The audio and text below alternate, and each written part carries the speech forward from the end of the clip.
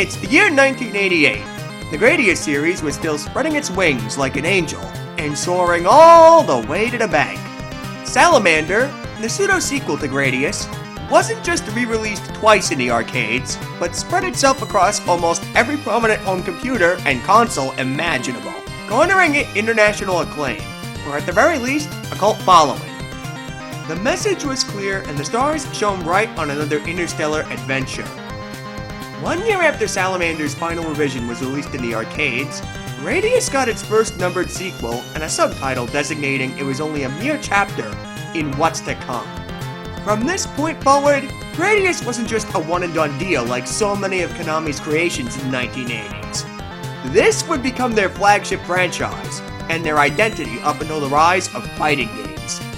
The preliminary buzz surrounding the game was huge in the weeks leading up to its release, with international outlets like Electronic Gaming Monthly and GamePro raving about its stellar presentation and its tight gameplay, just as much as their Japanese counterparts. Sure enough, the game was released in a timely manner to crowds of impressionable salarymen and enthusiastic nerds lining up for a chance to get their butts handed to them by the ferocious new enemies waiting to be discovered. This is Gradius 2, Gopher no Yabu, which roughly translates to Gopher's Ambition, otherwise known as Vulcan Venture outside of Japan. The bad boys of the universe, the Bacterian forces, are back, bringing the titular Gopher into the commander's chair with aspirations of galactic conquest, proving himself almost as ambitious as the developers themselves. I can skip the spiel about the basic gameplay because it meets the expectations that it set for itself 3 years prior. The hardware powering the game got a massive upgrade from all previous entries in the Gradius series. Konami's Twin 16 boards imply exactly what you're probably thinking. They installed two 16-bit Motorola 68000 processors, so the game's running on two 16-bit CPUs, which were top of the line back in the day. That's an apt metaphor for what Gradius 2 is compared to its earlier counterparts. It fits the textbook definition of a sequel by taking what was established previously and amplifying that by modernizing the technology that made these stories possible, and logically taking the strategic elements of the first game to the next level with it.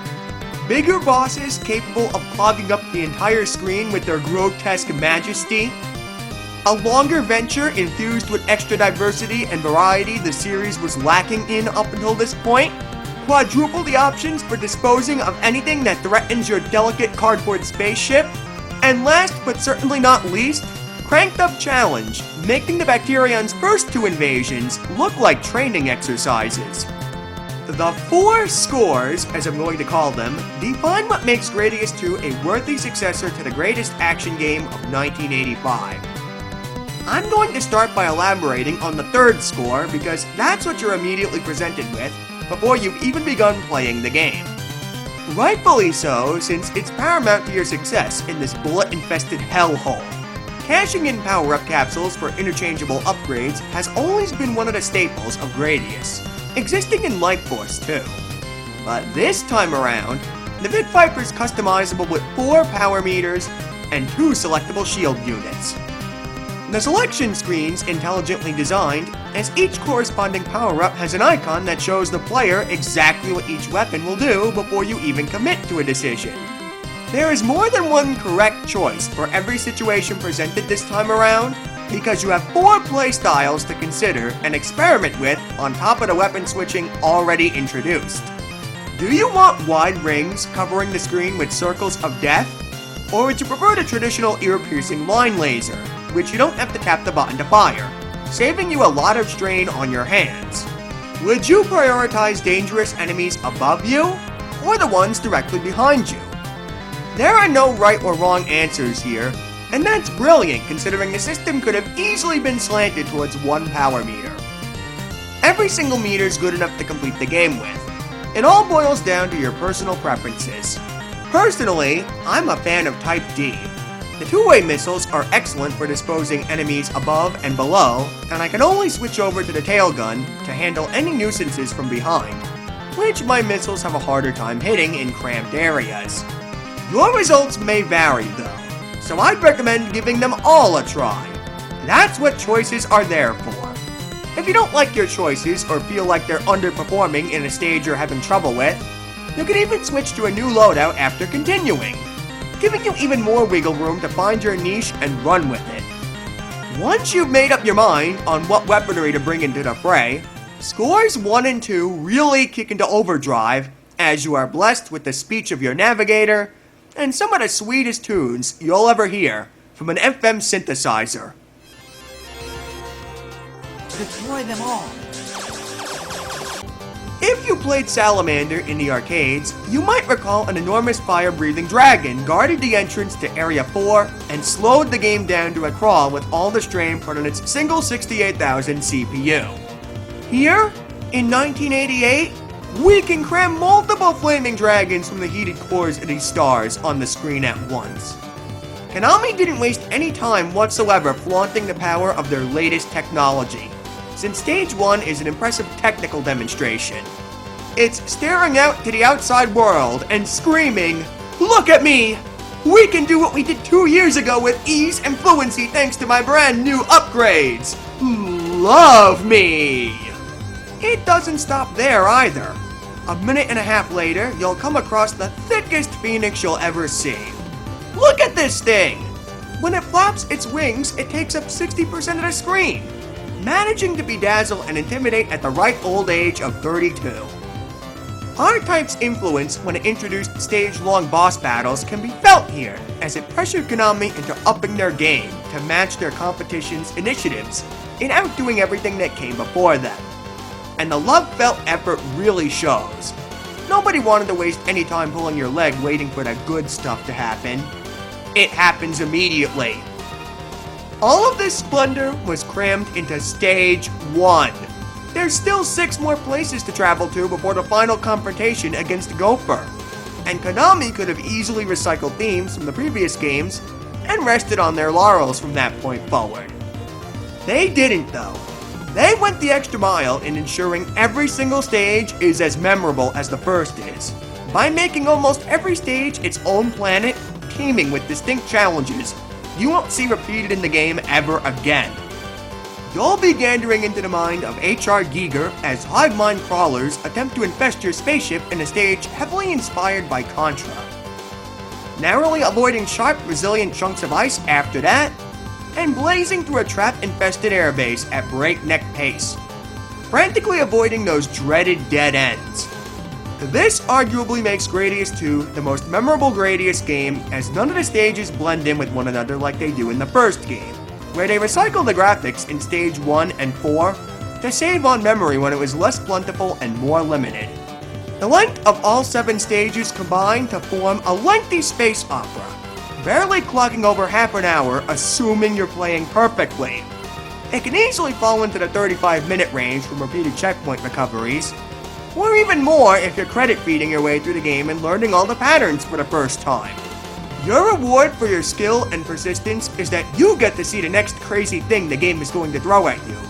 And that's one of the best feelings an action game can offer.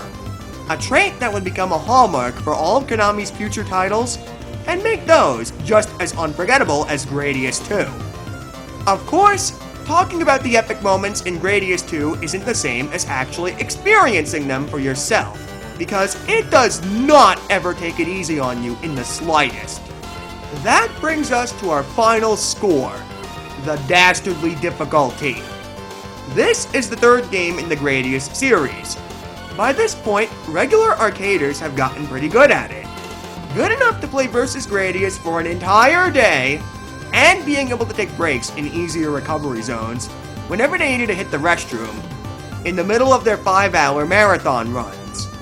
Something needed to budge in order to bring more earnings back into the arcades, so your foes grew sharper fangs and loaded up the Gatling guns with more ammunition.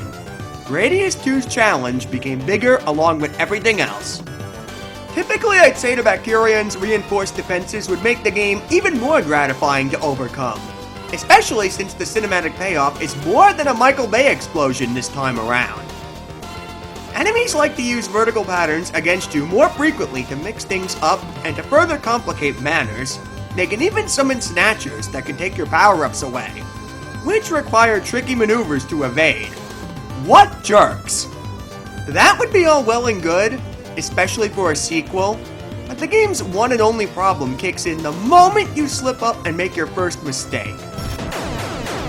Unlike Life Force, you do not instantaneously respawn when you bite the dust, nor do you get to keep any of your power-ups.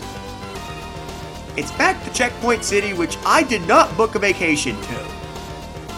I said the checkpoints were reasonable in the first game because it was an early example of its kind, and the difficulty was reasonable enough to ensure that recovery was always feasible. But now that everything's harder, the game's balance can become lopsided in the blink of an eye because of the higher challenge level. You die once, and in most cases, the game will become 3 times as hard, which can be incredibly draining on your morale. The checkpoint recoveries are still doable. You can still bail yourself out of being powerless with extremely skilled gameplay, but to be quite frank, this game seriously pushes its limits sometimes, especially on Stage 3 onward. At least if you're playing the game with one of the several home ports available, like the Arcade Archives release, you'll have unlimited continues to complete your quest if you don't care about one credit play and just want to explore the galaxy to its most hostile hotspots. I want to emphasize that the only gaping flaw with this game doesn't kill the experience by any stretch of the imagination. Checkpoints or not, Gradius 2 is still a sizzling supernova that everybody deserves to play at least once. You can find this game for sale in numerous individual releases and compilations. The easiest one to get a hold of these days is the Konami Anniversary Collection, which you can find on PC and PlayStation 4. It also includes both of the other Gradius games released before 2, so you're getting an excellent value proposition and 3 must-play games all in one place. If it weren't for Gradius Gaiden and Salamander 2 being born almost a decade later, I'd say this is one of the greatest Gradius games to go back to. But it's not for the faint of heart. If you're prepared to overcome the challenge hurdle with a graceful leap, then what are you waiting for? Gradius 2 is an exemplary shmup with killer aesthetics and structure that every developer in the world can learn from, and I can't recommend it enough. It lived up to the hype and then some, becoming a classic cemented in the ages. That's it for now, folks. If your satisfaction's out of this world, make sure you slam that subscribe button and ring the bell for more gaming goodness. Peace out and stay safe out there. I'll see you next time.